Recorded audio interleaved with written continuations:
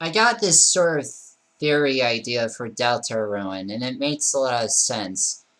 The original Undertale was about determination, a feeling of hope driving you towards the end of whatever journey you partake into.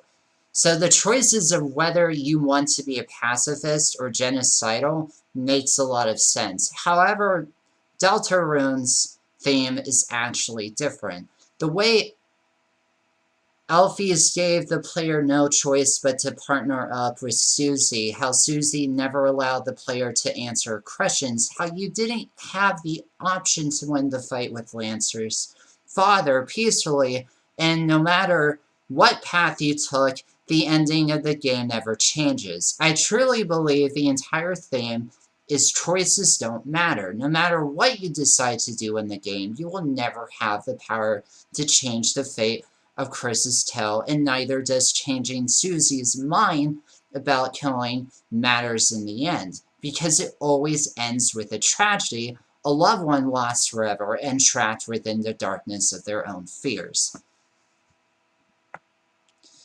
It makes sense to me. Even with the resets within the full game, you still are able to change the universe in some way. By killing, befriending, or going neutral changes how you interact with certain characters, which gives the player a feeling that whatever they are doing is shifting the story. In Deltarune, what are you changing from beginning to end? Nothing. Even when you talk to other characters in the game, conversations don't seem to matter because, like I said, this game gives you no choices. Even in the introduction, it gave you no decision on how to create your character. See, I think Toby did all of this because he wanted to create a game where it tells you from the get-go that no matter what you do, you will face the same consequences either way. So think of it as the exact opposite of all of the Telltale games, where it gives you an option, seems to go with that option, and then gives you the middle finger at the final episode. Toby just straight up gives you the middle finger at the start and plasters it right in front of your face.